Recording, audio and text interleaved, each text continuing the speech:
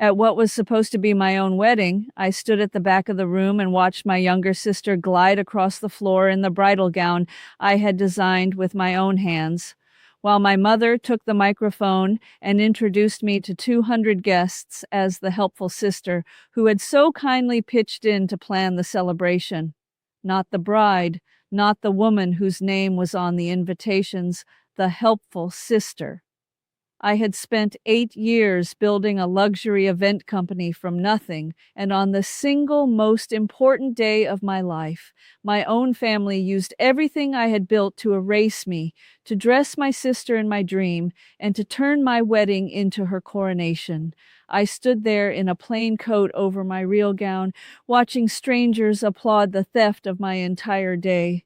And I understood at last that to my family I was never a person to be celebrated.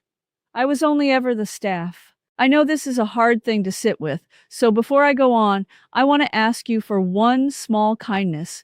If you have ever poured your whole self into a family that treated your gifts as their property, tell me in the comments where you are watching from and what time it is for you right now. When I read those words, I remember that the silence I lived in for so long is finally broken, and that there are people out there who understand exactly what this kind of betrayal feels like. You remind me that I am not alone in this anymore. My name is Vivian. I am 34 years old, and I live in New Orleans, Louisiana, a city of wrought iron balconies, candlelit courtyards, and families who care more about the appearance of grace than grace itself. I was raised on the idea that the elder daughter exists to serve, that a good sister steps aside so the younger one can shine, and that there is no compliment higher than being called useful. I believed every word of it. I built my whole life around being the one who makes everything beautiful for everyone else, and it took me 34 years and one stolen wedding to finally understand that the people who called me useful had never once thought of me as someone who deserved beauty of her own. I have always had an eye for it. Even as a little girl, I could look at a plain room and see how it could be transformed, how light and color and fabric could turn an ordinary moment into something people would remember for the rest of their lives. After college, I took that gift and I turned it into a career. I started with nothing but a folding table, a borrowed camera, and a relentless willingness to work. I planned small parties, then larger ones, then weddings, and slowly, over 8 grinding years, I built one of the most sought-after luxury event companies in the city. My firm planned the kind of celebrations that wealthy families dreamed about. I personally designed everything: the floral installations, the lighting, the table settings, and my true signature, the gowns. I had a gift for designing bridal gowns, and brides came to me from across the region begging me to dress them. My name meant something in this city. I had earned that stitch by stitch and late night by late night, and through all of it, I served my family for free. Every birthday, every anniversary, every holiday gathering, every christening and graduation, I planned and paid for it all myself. When my parents wanted to host an elegant dinner to impress their friends, I provided the venue connections, the catering, the flowers, the staff, all at no cost, all on my company's accounts. My family had grown so accustomed to my generosity that they no longer saw it as generosity at all. They saw it as their entitlement. They would casually mention an upcoming event and simply assume I would handle everything, the way you assume the sun will rise. And because I had been raised to believe my worth lived in my usefulness, I never once said no. I told myself this was how I showed love.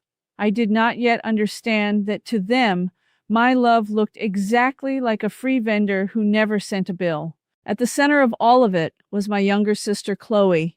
Chloe was 30 years old, and she had been raised as the family princess from the day she was born. While I was taught to give, Chloe was taught to receive. While I was praised for being responsible, Chloe was adored simply for existing. She had never built anything or sacrificed anything. She drifted from one thing to another, always beautiful, always the center of attention, always certain that the world owed her its admiration. And my parents agreed. In their eyes, Chloe was the jewel of the family, and I was the setting that held her up. My accomplishments were treated as a kind of embarrassing overreach, while Chloe's smallest whim was treated as a royal decree. "Be a good big sister, Vivian," my mother would say whenever I dared to want anything for myself. "Let Chloe have it. You can always make another." As if everything I made, including my own happiness, was just raw material for Chloe's benefit. I might have gone on like that forever, disappearing a little more every year, if Nathan had not walked into my life and shown me what it felt like to be valued instead of used. Nathan was an architect, quiet and steady and entirely his own man. We met when he hired my firm to plan a celebration for his parents, and over the weeks of planning, he kept asking me questions no one had ever asked. He wanted to know what I loved, what I dreamed about, what I would design if I were planning a celebration just for myself. No one had ever asked me that. When we started dating, Nathan noticed immediately how my family treated me. The first time he watched my mother order me around at a family dinner while Chloe lounged and contributed nothing, his jaw tightened. Later, he asked me gently why the woman who made everyone else's dreams come true was never allowed to have her own. I did not have an answer. After 2 years together, Nathan asked me to marry him. He did it simply and beautifully, just the two of us at sunset along the river, and he told me that he wanted to build a life where I would finally be the one who got to be celebrated for a change. I said yes through tears, and for the first time in my life, I let myself dream selfishly. I was going to plan my own wedding, not for a client, not for my family, but for me. After 8 years of making other women's weddings perfect, I would finally make one that was mine. I threw my whole heart into it. I booked the most beautiful courtyard venue in the city under my company's name. I contracted my favorite caterer, the finest band in New Orleans, my trusted florist, my lighting team, every vendor I had spent years building relationships with, all of it arranged through my firm and paid for with my own money. The total came to more than $60,000, every cent of it mine. And the centerpiece, the thing I poured my soul into, was my gown. I designed and handmade my own bridal gown over the course of 4 months, a masterpiece of silk and lace, unlike anything I had ever created. When I tried it on for the first time, I wept, because for once I had made something beautiful just for me. And that, of course, was exactly when my family decided to take it. A few weeks before the wedding, my mother came to me with what she presented as a wonderful idea. She said that Chloe had recently gotten engaged and that it would be so meaningful, so economical, so beautifully unifying if we combined the celebrations. Chloe's engagement party and my wedding together on the same day, in the same place. One grand family event, she said, instead of 2. I was uneasy, but she framed every objection I raised as selfishness. "Do not be greedy, Vivian," she said. "There is room for both of you. You of all people can make it work. You are so good at this. Be a generous big sister." And because I had been trained my entire life to yield, to make room, to be useful, I let them talk me into it. I agreed to fold Chloe's engagement celebration into my wedding day, telling myself that family was what mattered and that I could handle it. I had no idea that I had just handed them the keys to my own erasure. In the weeks that followed, my parents asked for access to my company's accounts and vendor contacts, saying they wanted to help with the coordination so I would not be overwhelmed on my own wedding day. I trusted them. I was busy, and I was touched that for once they seemed to want to help, so I gave them access. I gave them my vendor list, my account information, the contracts, and quietly, behind my back, they began to rebuild my wedding into Chloe's party. The morning of the wedding, I arrived at the venue with Nathan, my heart full, ready for the most beautiful day of my life, and as I walked through the courtyard gates, I felt the ground tilt beneath me. The space did not look like my wedding. Everywhere I turned, the celebration had been redesigned to center my sister.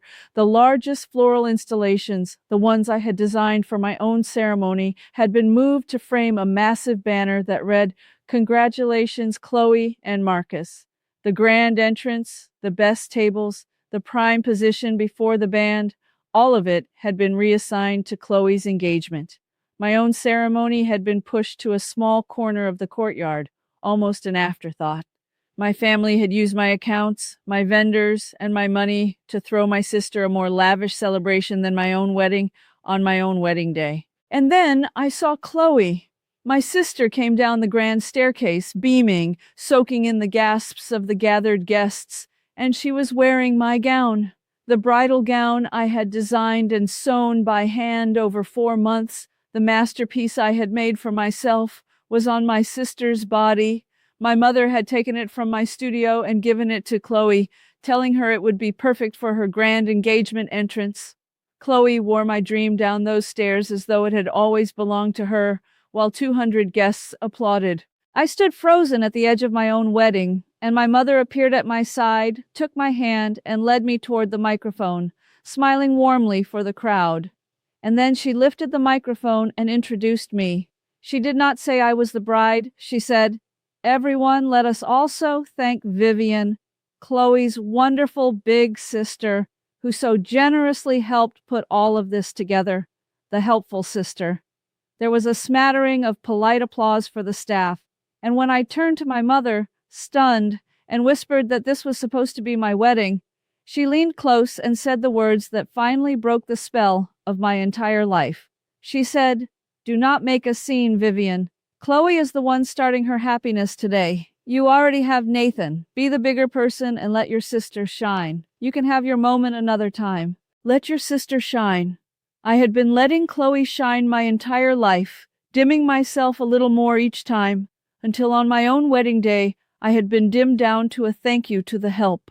I looked across the courtyard at my sister wearing my gown, at the banner that bore her name where mine should have been, at my parents glowing with pride for the daughter who had never built or sacrificed anything, and something inside me, something that had been bending for 34 years, finally snapped clean in two. But I did not cry. I did not scream. I did not give them the breakdown they expected, the humiliated retreat that would let them carry on with their party. Instead, a strange and total calm settled over me, the calm of a woman who has just realized she holds far more power than anyone in the room understands. Because as I stood there, my mind, the mind of an event planner who had built this entire celebration, began to move with perfect clarity. And I realized something my family in their greed had completely forgotten. Every single thing in that courtyard belonged to me. The venue was booked under my company's name. The caterer was my contracted partner. The band, the florists, the lighting team, the rental company, every vendor in that space had been hired by me, paid by me, and answered to me.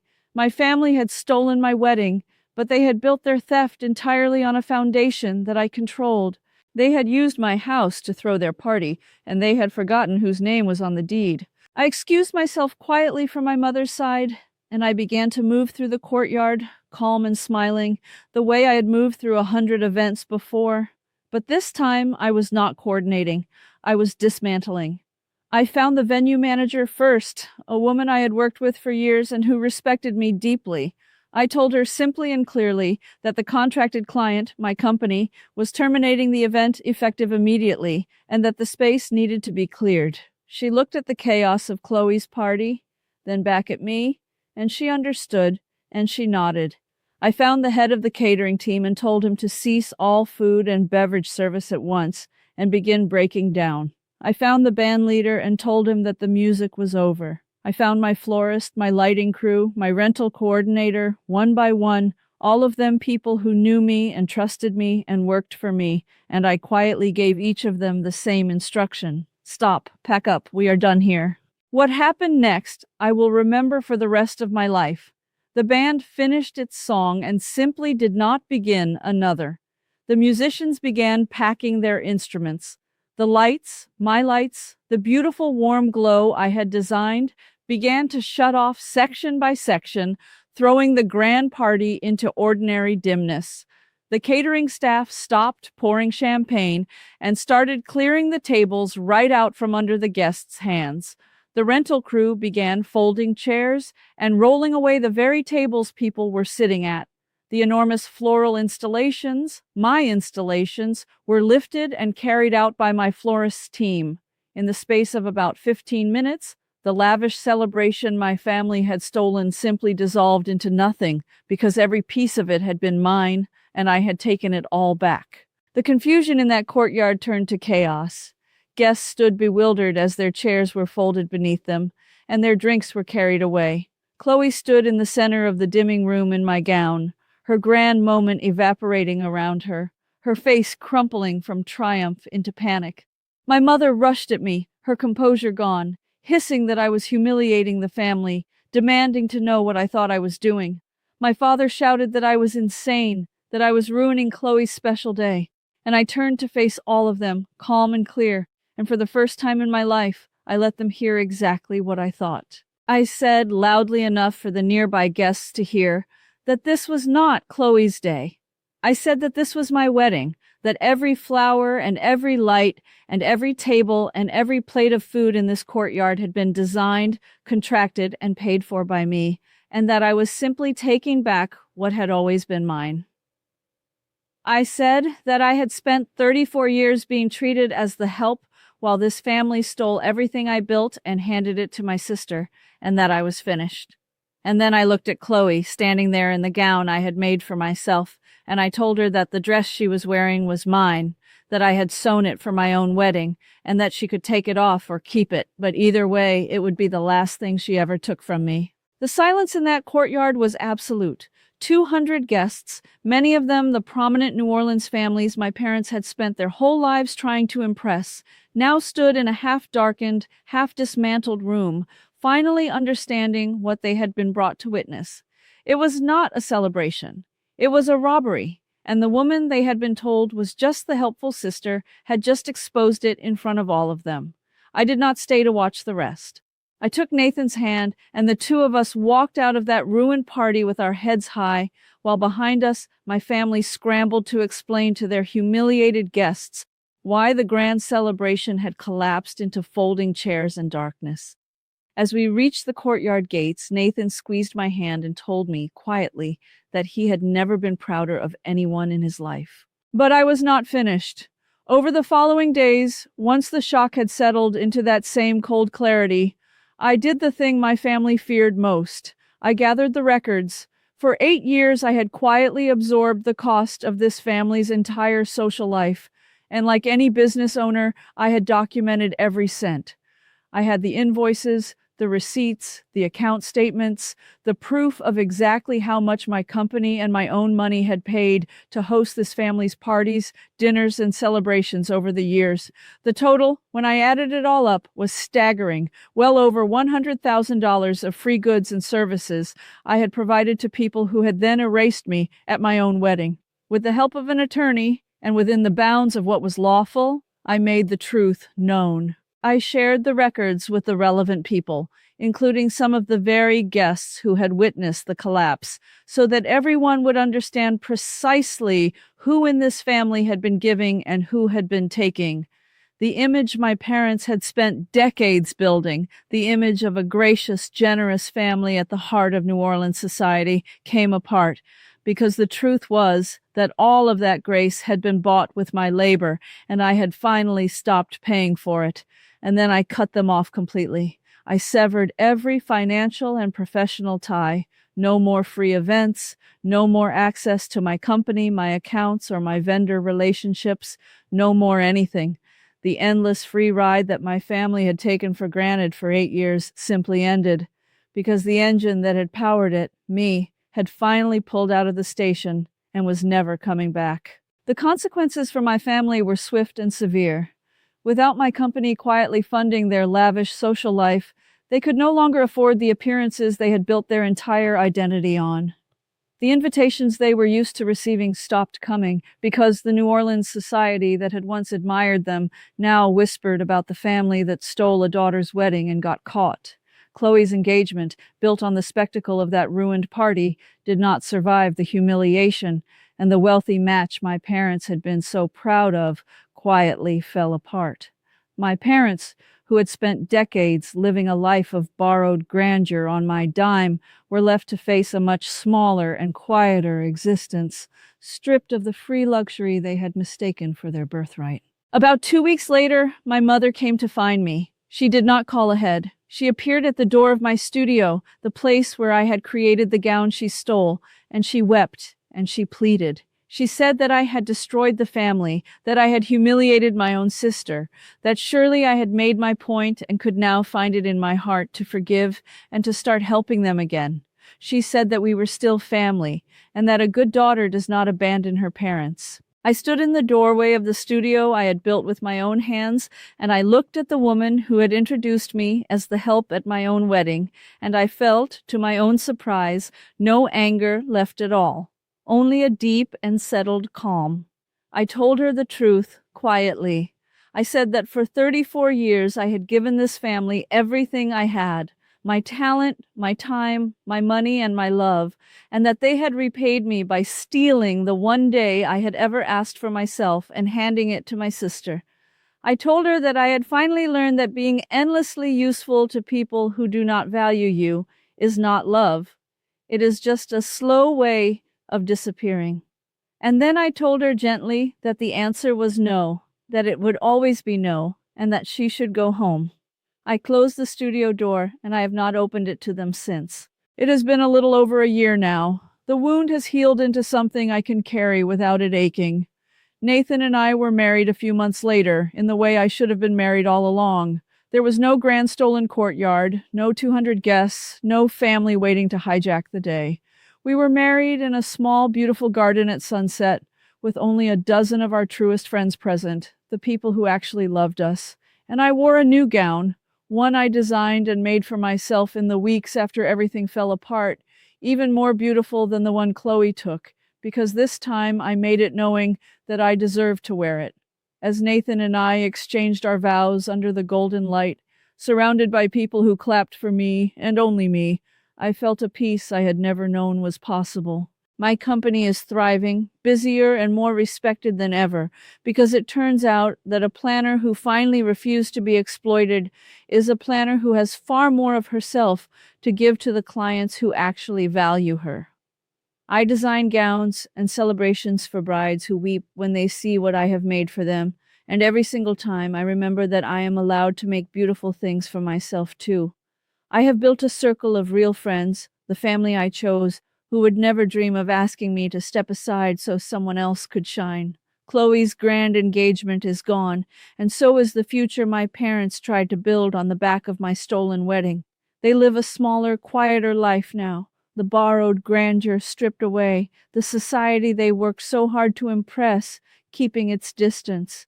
And I, the daughter they treated as nothing but the help, am finally fully free, building a life and a marriage and a business that are entirely and unapologetically my own. I do not feel triumphant about it. I feel something quieter and steadier than triumph. I feel like a woman who finally stopped mistaking her own erasure for generosity. Living through all of this taught me something I wish I had understood decades ago.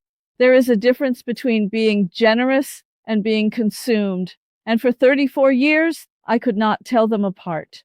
I gave a family that saw me only as a resource everything I had, down to the gown off my own back, and they would have let me vanish entirely while applauding my sister for wearing my dreams.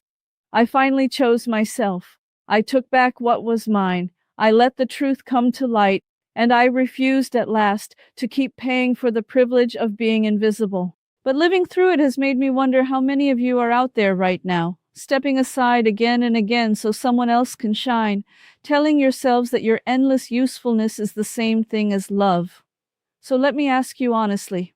In the middle of my sister's stolen party, I pulled out every flower, every light, every table, and every plate that I had paid for, and I let the whole thing collapse in front of 200 guests.